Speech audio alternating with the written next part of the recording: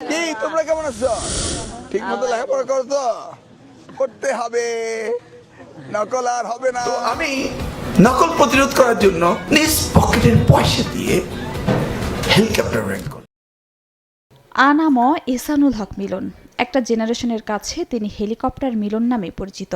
শিক্ষা প্রতিমন্ত্রী হিসেবে ডক্টর মিলনের সময়কাল ছিল বাংলাদেশের শিক্ষার ইতিহাসের অন্যতম আলোচিত অধ্যায়। তিনি পরীক্ষা কেন্দ্রে নকল বন্ধে জিরো টলারেন্স নীতি গ্রহণ করেন। তার পরিচালিত নকল বিরোধী অভিযান বাংলাদেশের নকলমুক্ত পাবলিক পরীক্ষার পরিবেশ ফিরিয়ে আনতে মাইলফলক হিসেবে বিবেচিত হয়। গল্পটা শুরু হয় 2001 থেকে 2006 বিএনপির শাসনামলে।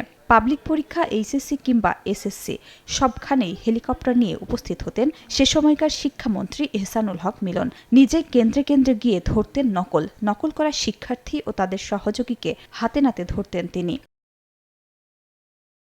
এত সবকিছু শুধুমাত্র নকল বন্ধের জন্যই। তবে তার এই রাস্তা মোটেও সুগম ছিল না। সাংবাদিকদের নানা প্রশ্নের মুখোমুখি হতে হয়েছে।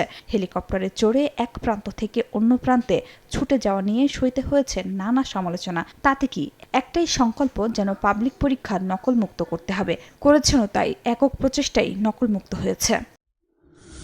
পুরো নাম আবু নসর মোহাম্মদ এহসানুল হক মিলন। জন্ম 1957 সালের 26 মার্চ চাঁদপুর জেলার কচুয়া উপজেলার মুসলিম পরিবারে। তার পিতা ওবায়দুল হক এবং মাতা মাহমুদা খাতুন। ঢাকা বিশ্ববিদ্যালয় থেকে রসায়ন বিভাগে স্নাতক ডিগ্রি অর্জন করেন। পরে 1982 সালে যুক্তরাষ্ট্র পাড়ি জমান এবং new York institute of technology থেকে MBA সম্পন্ন করেন। 2018 সালে তিনি আন্তর্জাতিক ইসলামী বিশ্ববিদ্যালয় মালয়েশিয়া থেকে রাষ্ট্রবিজ্ঞানে PhD ডিগ্রি অর্জন করেন। তার গবেষণার বিষয় ছিল বাংলাদেশের আর্থসামাজিক উন্নয়নে কারিগরি ও বৃত্তিমূলক শিক্ষা ও প্রশিক্ষণের ভূমিকা। আনামা এহসানুল হক মিলন ছাত্রজীবন থেকেই রাজনীতির সাথে যুক্ত থাকলেও 90-এর দশকের মাঝামাঝিতে জাতীয় রাজনীতিতে সক্রিয় হন। তিনি 1996 সালের 7ম জাতীয় সংসদ নির্বাচনে চাঁদপুর 1 আসন থেকে প্রথমবারের মতো সংসদ সদস্য নির্বাচিত হন।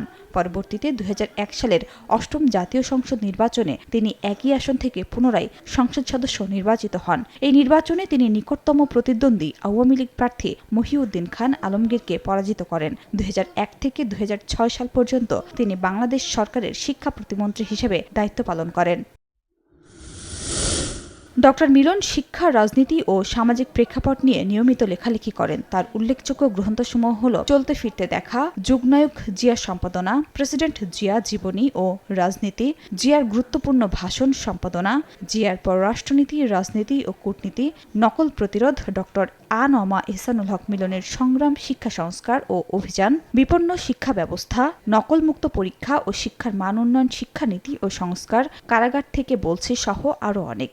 ডক্টর এহসানুল হক মিলনের স্ত্রী নাজমুন নাহার বেবি পেশায় একজন আইনজীবী এবং তিনিও রাজনৈতিকভাবে সক্রিয়। তাদের রাজনৈতিক জীবনে বিভিন্ন ঘাত প্রতিঘাত ও দীর্ঘ কারাবাসের ইতিহাস রয়েছে।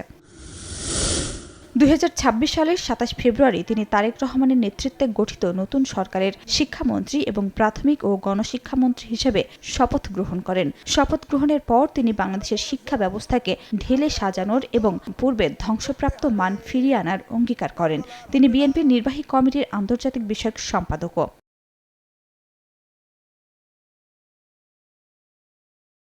বিএনপির নতুন সরকারের প্রধানমন্ত্রী তারেক রহমান। তার মন্ত্রিসভায় পূর্ণমন্ত্রী হিসেবে শপথ নিয়েছেন 25 জন, প্রতিমন্ত্রী হিসেবে শপথ নিয়েছেন 24 জন। মন্ত্রিসভার শপথ অনুষ্ঠানে দৌড়ে গিয়ে রাস্তার ছোট একটি প্রতিবন্ধক লাফিয়ে পার হয়ে আবারও ভাইরাল হন নতুন শিক্ষামন্ত্রী। মন্ত্রী হিসেবে দায়িত্ব পাওয়ার পর বুধবার প্রথম দিন সচিবালয়ে আসেন তিনি। সাংবাদিকদের প্রশ্নের জবাবে শিক্ষামন্ত্রী বলেন, শিক্ষা খাতে শুধু হাইজাম্প দিলেই হবে না, দিতে হবে মোর জাম্প। শিক্ষাক্রম পরিবর্তন নয়, রিভিউ করা হবে বলেও জানান তিনি।